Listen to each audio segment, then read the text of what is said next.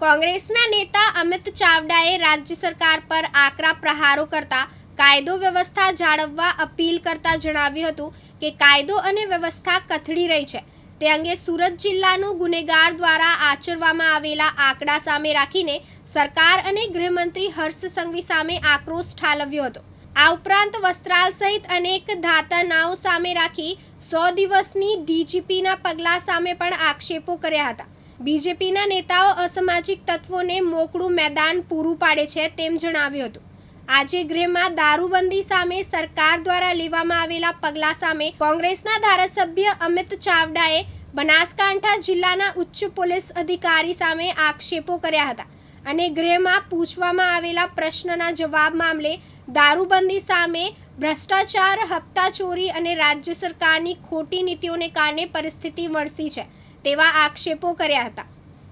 प्रधानमंत्री यही गुजरात से लोगों के आशीर्वाद के साथ दिल्ली तक पहुंचे हैं। आज डबल इंजन की सरकार है, लेकिन जिस तरीके से गुजरात में लॉ एंड ऑर्डर की सिचुएशन है, यूपी बिहार से बदतर हालत आज गुजरात की लॉ एंड ऑर्डर की सिचुएशन में है। रोज बलात्कार हो रहे हैं, रोज हत्या हो रही है, रोज किडनैपिंग हो रही है, रोज एक्सटॉर्शन हो रहा है।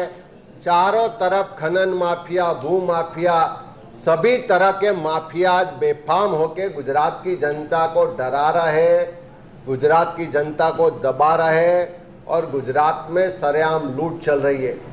शायद प्रधानमंत्री जी को गुजरात में आके वो जामनगर में जू में जाने के लिए टाइम है, लेकिन अहमदाबाद की गलियों में जिस तरीके से गुंडे बेफाम होके लोगों को डरा रहे, दबा रहे, धमका रहे, वो देखने का उनके पास समय नहीं है।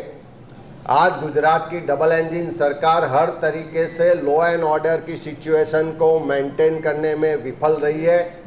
आज गुजरात की जनता की सलामती और सुरक्षा देने में सरकार विफल रही है और ये डबल इंजन की सरकार सबको सुरक्षा और सलामती का वायदा देके जो सत्ता में आई है, वो आज गुजरात की जनता को भगवान के भरोसे छोड़ दे रही है और किसी की भी सुरक्षा आज गुजरात में नहीं रही, ऐसी स्थिति आज गुजरात की है।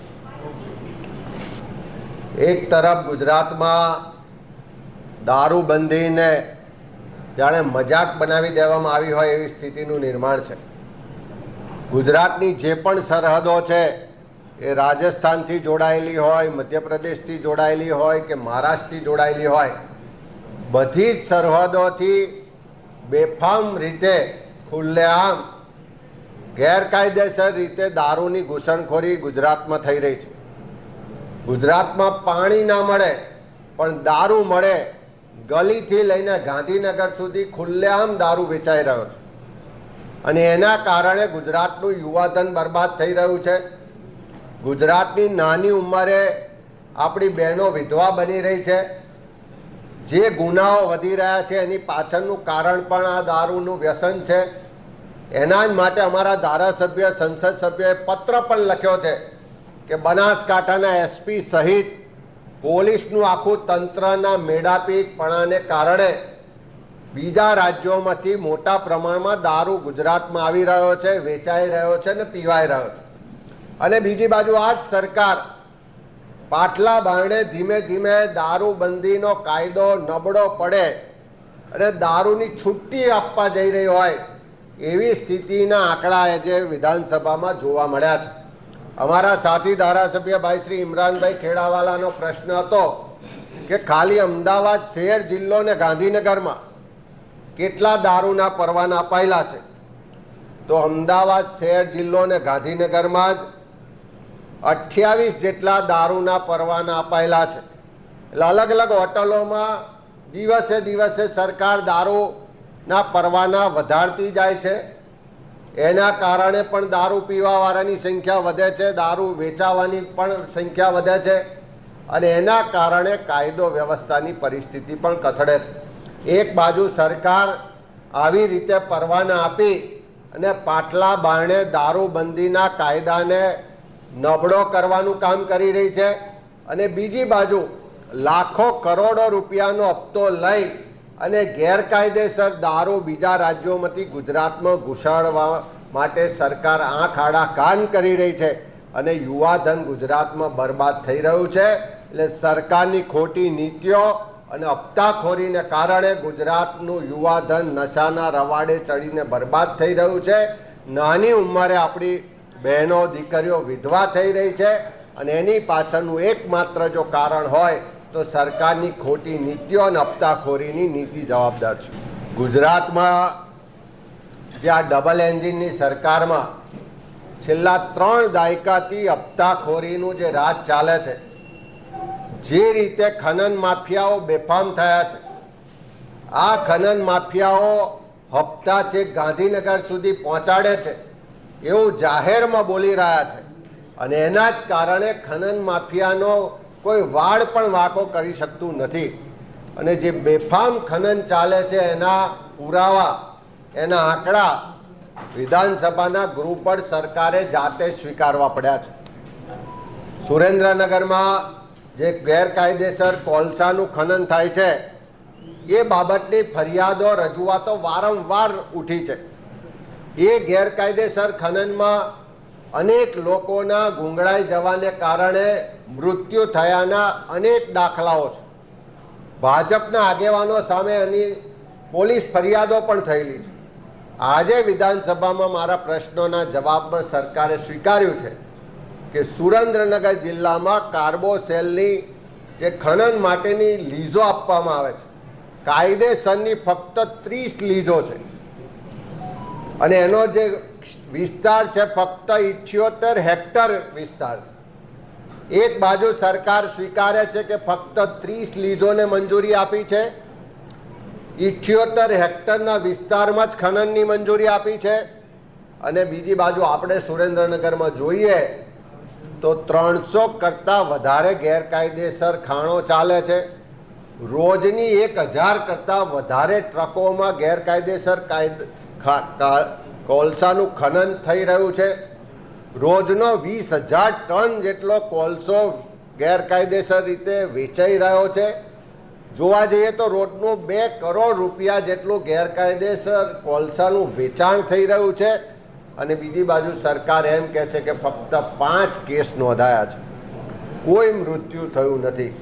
અને એની સરકારની જે નિષ્કાળજી છે, મિલીભગત છે, એનો દાખલો આપીએ તો 2014થી 2024 સુધી એટલે કે 10 વર્ષમાં 30 લીઝો પૈકી ફક્ત 12 લીઝોની માપણી કરવામાં આવી છે.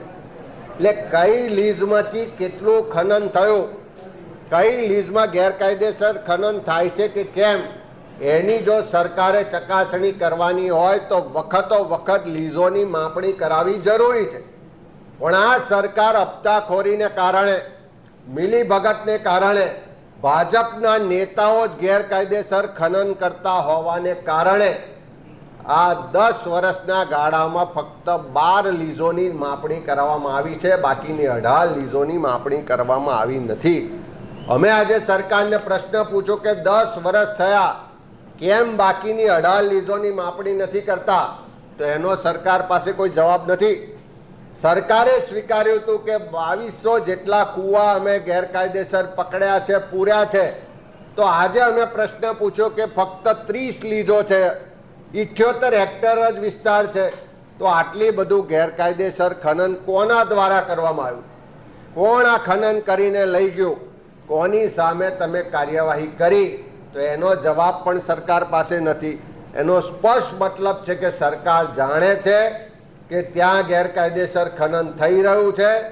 જે ખનન માફિયાઓ છે એ કાં તો રેગ્યુલર હપ્તા મોકલાવે છે એટલે સરકાર ચૂપ છે, કાં તો ભાજપના નેતાઓની સંડોવણી છે એટલા માટે સરકાર ચૂપ છે, કાં તો ખનન માફિયાઓ આગળ સરકારનું કશું ચાલતું નથી એટલા માટે ચૂપ છે. આજે અમે માગણી કરીએ છીએ કે સુરેન્દ્રનગર સહિત આખા ગુજરાતમાં ગેરકાયદેસર ખનન થઈ રહ્યું છે, ખનન માફિયાઓ બેફામ થયા છે. દાદાના બુલડોઝરની વાતો કરે અને ગરીબના ઘર પર દાદાનું બુલડોઝર જો ચાલતું હોય તો આ ખનન માફિયાની ગેરકાયદેસર ખાણો પર દાદાનું બુલડોઝર કેમ નથી ચાલતું? ગેરકાયદેસર ખનન કરનારા જે ખનન માફિયાઓ છે એમની પ્રોપર્ટી પર દાદાનું બુલડોઝર કેમ નથી ચાલતું? જો સરકાર પ્રમાણિક હોય, સરકારની ઈચ્છા શક્તિ હોય કે આ ગેરકાયદેસર ખનન રોકવું છે, તો મારી સરકારને, મુખ્યમંત્રીને વિનંતી સાથે ચેલેન્જ છે કે તમે સાચા હોય તો દાદાનું બુલડોઝર આ સુરેન્દ્રનગર કે બીજે ગેરકાયદેસર ખનન થઈ રહ્યું છે એ ખનન પર બુલડોઝર ચલાવીને બતાવો. જો તમે સાચા હોય તો જે ખનન માફિયાઓ ખોટી રીતે કરોડો રૂપિયા કમાયા છે એમની પ્રોપર્ટી પર બુલડોઝર ચલાવીને બતાવો. ખાલી ગરીબના ઘર પર બુલડોઝર ચલાવી અને પોતાની હિંમત કે વાહવાહી જે સરકાર બતાવે છે, પણ ખનન માફિયાઓ આગળ જઈને દાદાનું બુલડોઝર કેમ બંધ થઈ જાય છે એ પ્રશ્ન અમે સરકારને પૂછવા માંગીએ છીએ.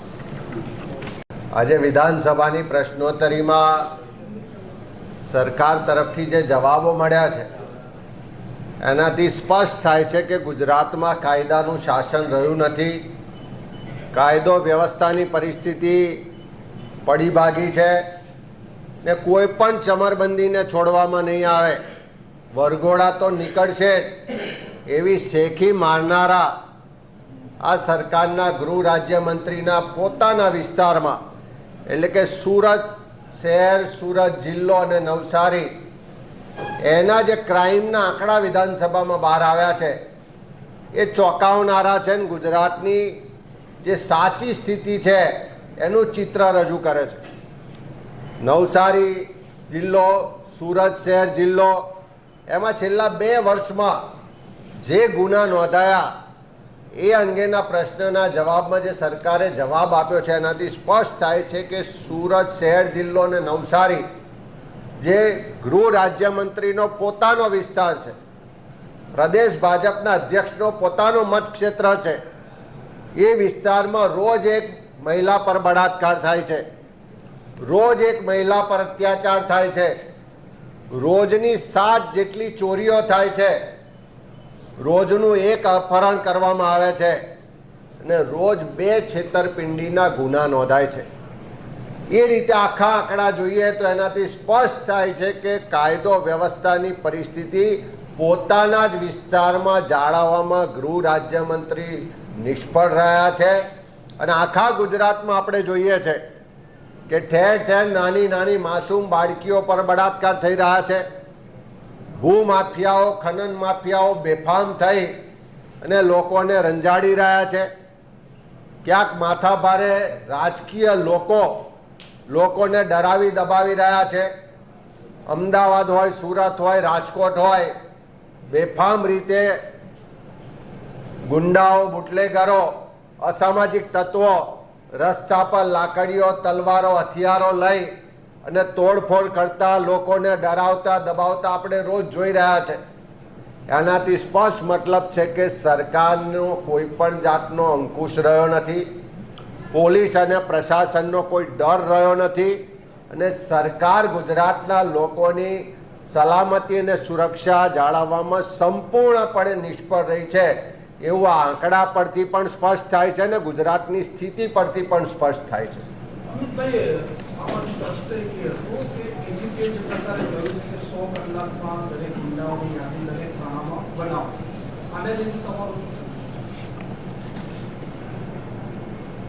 આખું ગુજરાત, દેશને દુનિયા જોઈ રહી છે કે ગુજરાતમાં કેવી રીતે ગુંડાઓ બેફામ થઈને રસ્તા પર ઉતરીને લોકોને રંજાડી રહ્યા છે, લોકોને ડરાવી રહ્યા છે.